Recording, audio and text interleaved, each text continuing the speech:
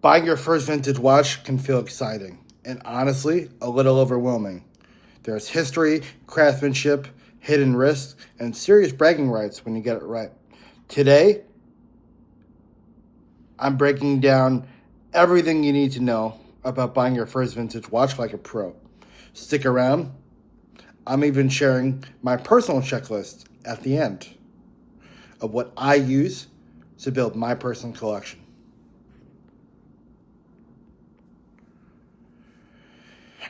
Whether you're dreaming of a vintage Rolex, Omega, or something under $1,000, know what to look for, and that can save you a lot of money and heartbreak. Why buy vintage? First off, why would you go vintage in the first place? Simple: character, history, and value. A vintage watch has a story.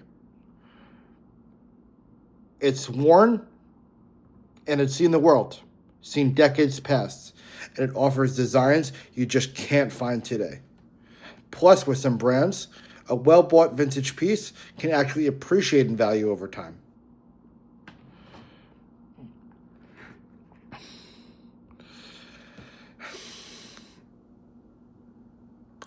When buying a vintage piece, I would start with a budget.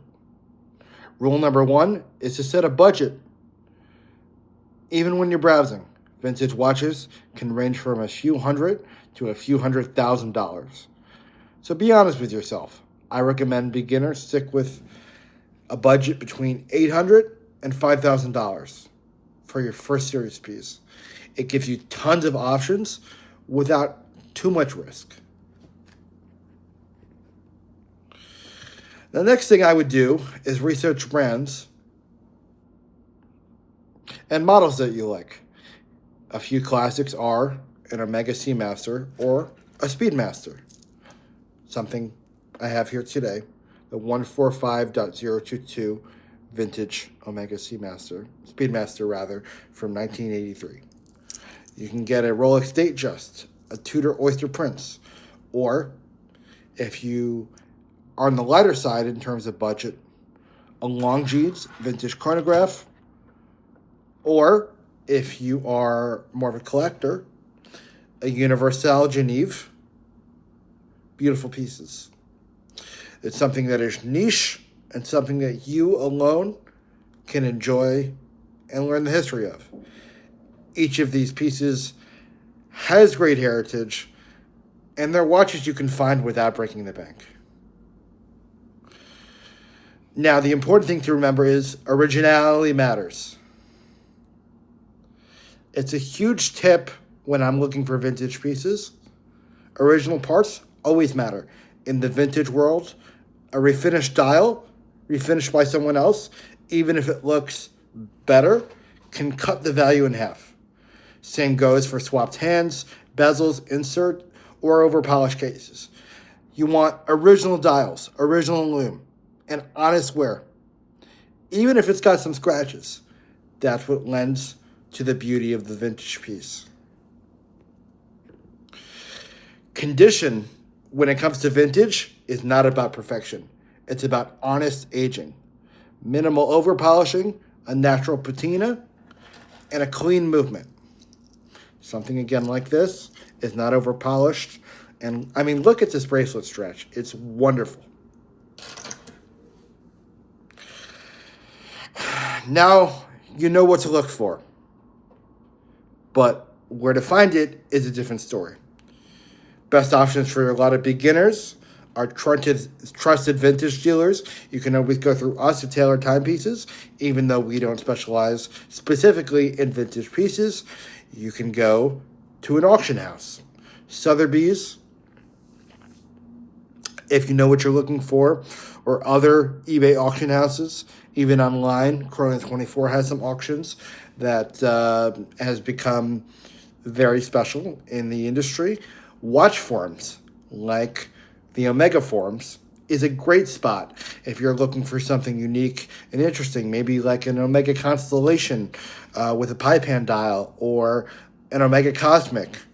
Facebook groups, of course, that's super helpful as well. Facebook groups are great because they help you communicate and discuss with other collectors who may know more than you. I mean, I've been in this business for 5 years, and I still am learning a little bit more every day.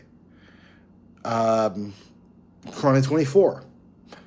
That is a great platform, but I would say this, Chrono 24, unlike eBay, does not have the authenticity guarantee program that eBay is known for these days with watches. They do have something, but you have to pay an additional fee for it, and about $250 per watch. And they might not know what you are looking for, so you can get a piece that is maybe not correct. You know, we had a situation with a good friend of mine who needed a watch for the balance wheel that he was going to place in another watch. He was a watchmaker who does a lot of our work here. He's based in Queens. If any of you guys need any watchmaking or accessories, please let me know, and I'd love to connect you guys. But regardless, he ordered this watch for the balance wheel so that he can use it for parts. He got the watch in from Chrono 24, and it was just not as expected. It didn't run as it should, did not assist at all. And it was cheap because it was just a part, but, you know, that process and looking for the specific item that you're looking for is tough with vintage, because unlike modern, vintage parts cannot just be easily found. Usually if there's somebody that has a facility that does strictly vintage parts, that's your best bet. But it can be hard to find these replacement parts when you go vintage. So with that in mind, always ask for tons of photos, serial numbers, movement shots, and, of course, a return policy. We at Taylor Timepieces have all these policies in place, but listen, I know it can be annoying, especially as a seller if you're selling a vintage piece, but these things are important to make sure that you are taken care of.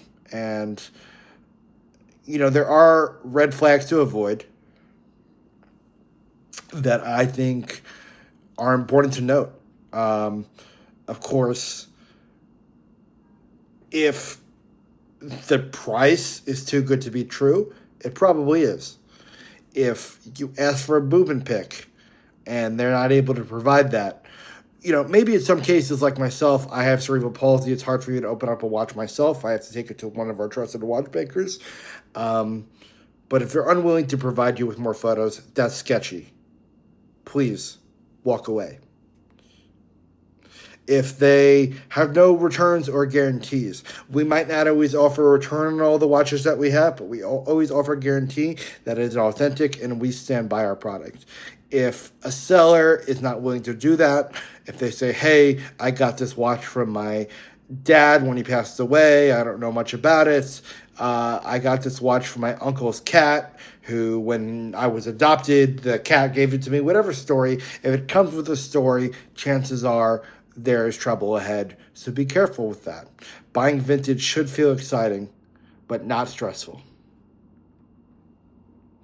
Here's my personal checklist when I go through and buy vintage watches for my personal collection. You want to confirm the originality of the hands and the dial and the bezel. That's super important. If any of those parts are replaced, not to say that it's not valuable, but it's not as valuable as something that obviously does not have any replacement parts. You want to check the condition of the movement. Even if the movement is the correct movement for the watch, is it, perhaps the gentleman or the woman who had the watch overwound it. Maybe that movement is crusty. Maybe it needs to be oiled up. This is all stuff that you want to take into account because you don't know, hey, that price might be cheap, but I might need to put $300, $500, $1,000 into it to get it to where it needs to be. So that's something you want to keep in mind. Of course, get the serial number and the reference numbers, especially when it comes to vintage. There are so many watches that look the same. You know, the 145.022 and the regular modern Speedmaster. You have a JLC with a certain level of patina, things like that. So it's always important to research these things and make sure that not only you're researching the model and the serial number, but read the seller reviews. If everything checks out, you're good to go. But if not, give yourself a pause and know that there will be other watches on the horizon for you.